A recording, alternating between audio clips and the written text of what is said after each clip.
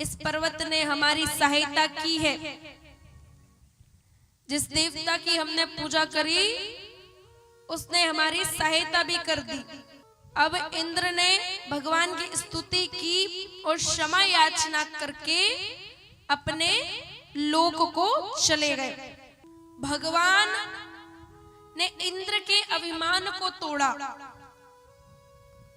भगवान कभी किसी के अभिमान को नहीं रहने देते हैं। अब जितने भी ब्रजवासी थे सबके मन में एक बात बैठ गई कि हो ना हो ये कोई भगवान है। नंद बाबा से कहा, देखो बाबा मुझे सच सच बता दो कि तेरा लाला कौन है। अब नंद बाबा ने कहा कि मेरा लाला के ऊपर नारायण की विशेष कृपा है। मैं नारायण नाम की माला करता हूं तो उसी का चमत्कार है। नारायण की विशेष कृपा मेरे लाला के ऊपर बनी है। लेकिन ब्रजवासियों के मन में तो ये बात बैठ चुकी है कि ये कोई भगवान ही है। अब उसके बाद नंद बाबा ने एकादशी का व्रत किया।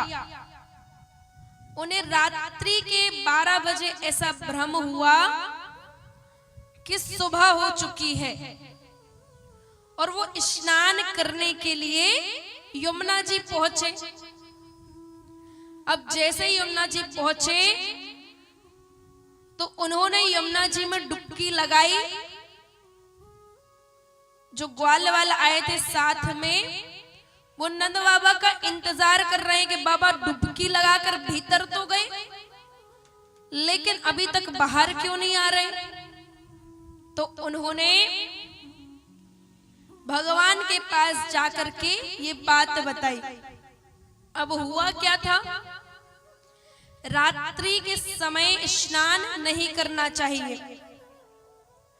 वरुण देवता विश्राम करते हैं। तो जो नंद बाबा थे वो यमुना जी में डुबकी तो लगाई उन्होंने, लेकिन सीधे वरुण लोक पहुंच गए। वरुण देवता के सेवकों ने उन्हें बंदी बना लिया। जब ये बात भगवान को पता चली कि बाबा जल से बाहर नहीं आए तो वो भी साथ में ग्वाल वालों के साथ पहुंच गए। और जब वो पहुंचे तो स्वयं जल में डुबकी लगाई तो वरुण लोक पहुंचे।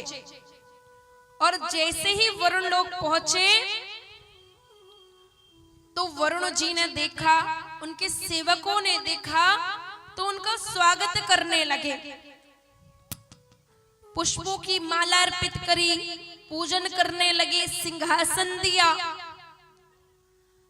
अब भगवान ने कहा कि मेरा स्वागत कर रहे हो, सत्कार कर रहे हो और एक तरफ मेरे बाबा को बंदी बना करके रखा है।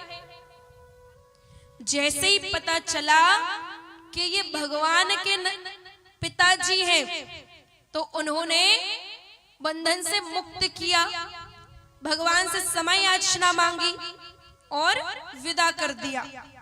जिस प्रकार से यमुना जी के रास्ते वरुण लोक गए थे उसी प्रकार से यमुना जी के रास्ते वापस बाहर आ गए।